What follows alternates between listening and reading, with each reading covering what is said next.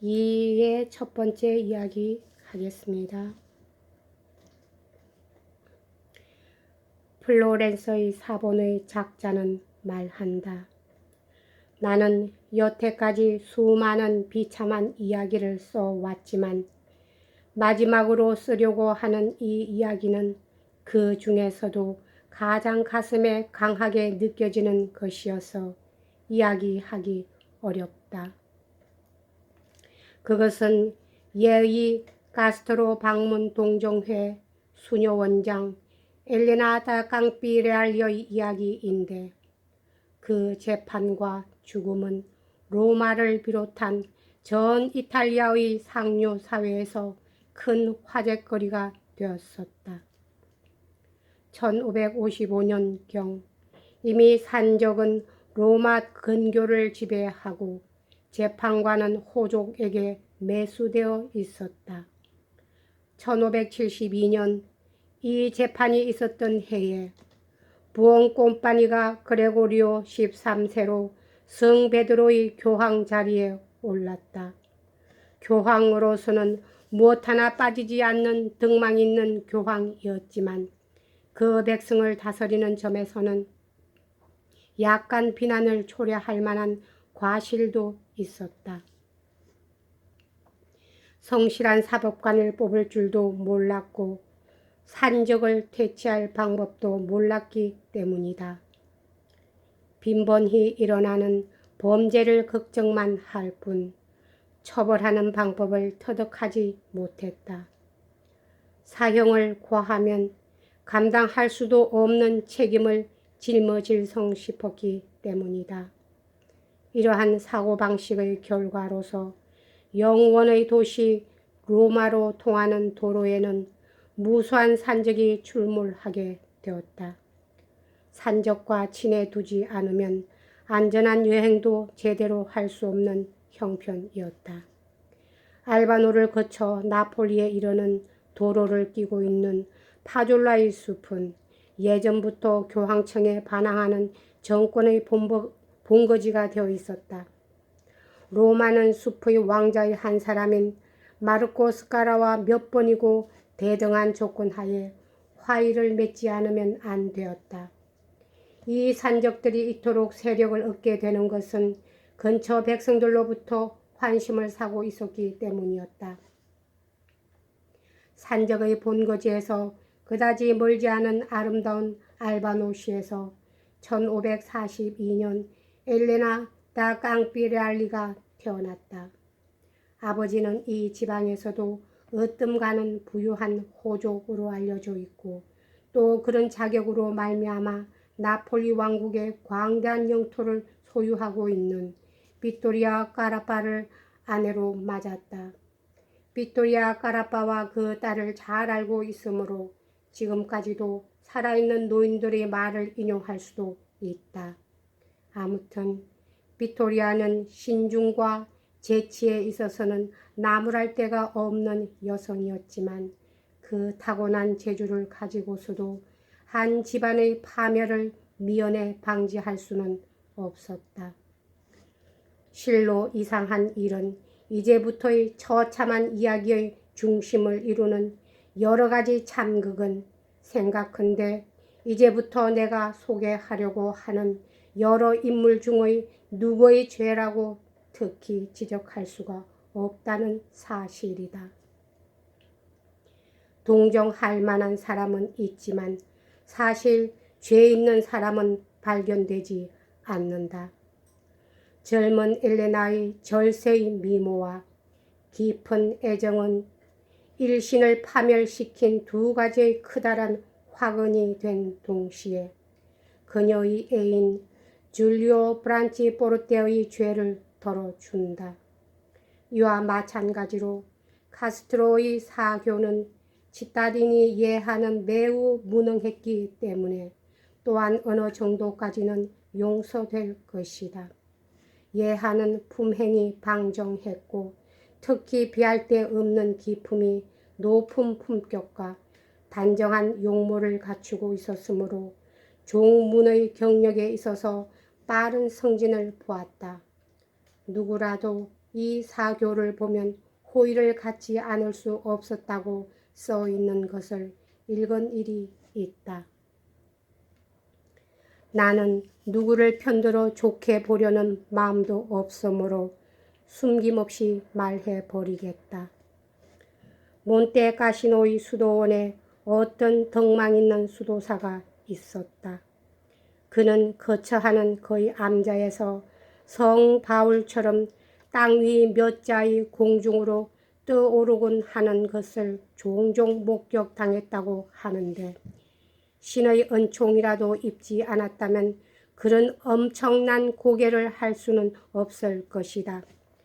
그런데 이 수도사가 깡피레알리 영주에게 그의 일문은 그의 당대로서 멸망할 것이라고 예언했다.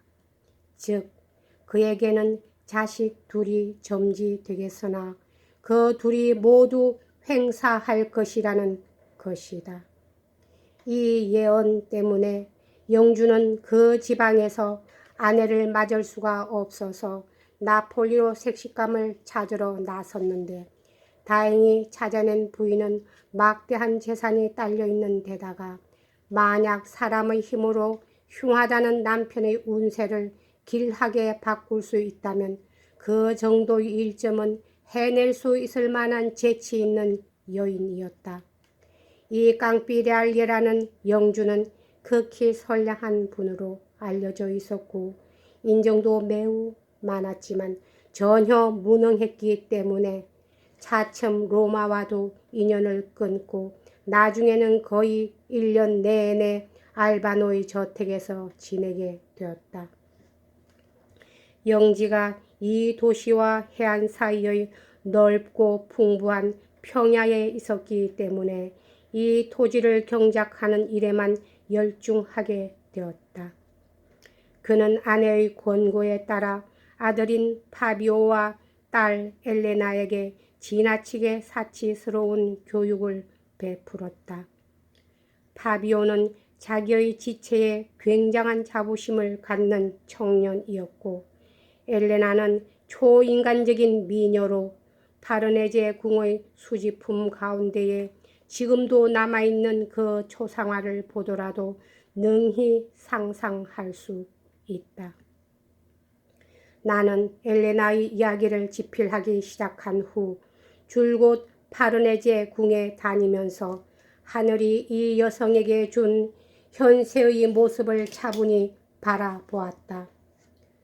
그 얄궂은 운명은 당시의 사람들에겐 이상한 감명을 주었고 지금도 아직 세상 사람들의 기억에 남아있다. 갸름한 얼굴과 매우 훤칠한 이마, 갈색 스킨 금발, 얼굴 표정은 무척 명랑해 보이고 커다란 눈동자는 헤아리기 어려운 그림자를 지니고 밤색 눈썹이 뚜렷하게 반원을 그리고 있다. 입술은 극히 얇고 그 인매는 유명한 화가 꼬레저의 솜씨인 것 같다. 파르네제 화랑에서 여러 개의 초상화에 둘러싸여 있는 엘레나는 여왕다운 품격이었다. 명랑한 용모에 위험이 따른다는 것은 매우 드문 일이라 하겠다.